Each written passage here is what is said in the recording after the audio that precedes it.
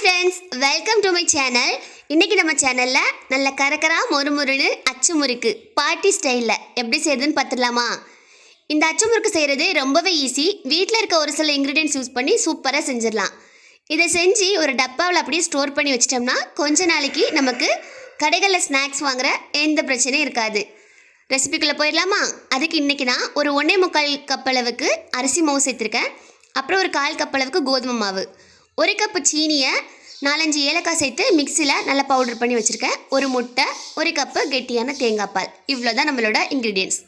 First ஒரு பாத்திரத்தில் ஒரு முட்டையை உடச்சி ஊற்றி ஒரு விஸ்க் யூஸ் பண்ணி நல்லா அடித்து கலக்கி வச்சுருங்க. உங்களுக்கு முட்டை வேணான்னு நினச்சிங்கன்னா நீங்கள் 1 கப் அரிசி மாவு 1 கப்பு மைதா மாவுங்கிற ரேஷியோவில் நீங்கள் எடுத்துக்கோங்க. அதுக்கப்புறம் நம்ம பவுட்ரு பண்ணி வச்சுருக்கோம்ல சீனி, அதை இந்த முட்டையில் கொஞ்சம் கொஞ்சமாக சேர்த்து எந்த கட்டியுமே இல்லாத அளவுக்கு நல்லா ஈவனாக கலக்கி எடுத்துக்கோங்க.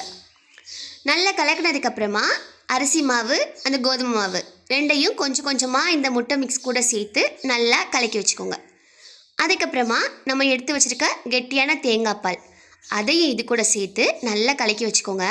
உங்களுக்கு ஸ்பூனு, விஸ்கு இதெல்லாம் யூஸ் பண்ணி கலக்கிறதுக்கு கஷ்டமாக இருந்துச்சுன்னா கையை நல்லா கழுவிட்டு கையை வச்சே கட்டிகள் எதுவும் இல்லாமல் கலந்து எடுத்துக்கோங்க.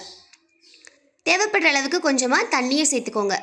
இது எப்படி இருக்கணும்னா தோசை மாவை விட கொஞ்சம் கெட்டியான பதத்துக்கு இருந்துச்சுன்னா மாவு பர்ஃபெக்டாக இருக்குன்னு அர்த்தம்.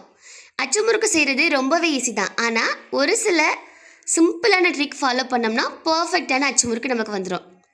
இந்த மாவோட கன்சிஸ்டன்சி கரெக்டாக இருக்கணும். அது மாதிரி உங்களுக்கு நீங்கள் புது அச்சு யூஸ் பண்ணுறீங்கன்னா அதை சீசனிங் பண்ணுறதும் ரொம்பவே ஈஸி தான். ஒரு கொஞ்ச நேரம் வெந்தயத்தை ஊற வச்சு அதை அப்படியே கொரகொரப்பாக அரைச்சி கொஞ்சமாக தண்ணி ஊற்றி ஒரு 2 நாளைக்கு இந்த புது அச்சு அப்படியே ஊற போட்டுட்டு நல்லா வாஷ் பண்ணி அதுக்கப்புறமா அச்சு முறுக்கு செஞ்சு பாருங்கள், சூப்பராக வரும்.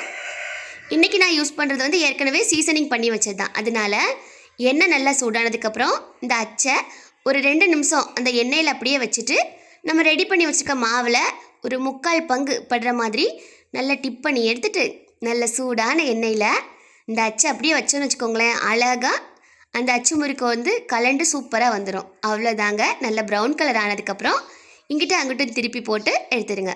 ஃபஸ்ட்டு நம்ம எடுக்கும்போது கொஞ்சம் நமத்து போன மாதிரி தெரியும். ஆனால் அந்த பாத்திரத்தில் சேர்த்துட்டோம்னா சூப்பராக கிறிஸ்பியாக ரெடி ஆயிரும்.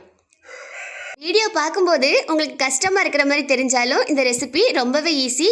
கண்டிப்பாக ட்ரை பண்ணி பாருங்கள். கிறிஸ்மஸ் வேறு வரப்போகுது. மறக்காமல் செஞ்சு பார்த்துட்டு ஃபீட்பேக்கை கமெண்ட்டில் சொல்லுங்கள். வீடியோ பிடிச்சிருந்துச்சுன்னா லைக் அண்ட் ஷேர் பண்ணுங்கள். இன்னும் நம்ம சேனலை சப்ஸ்கிரைப் பண்ணலன்னா மறக்காமல் சப்ஸ்கிரைப் பண்ணிடுங்க. தேங்க்ஸ் ஃபார் வாட்சிங்.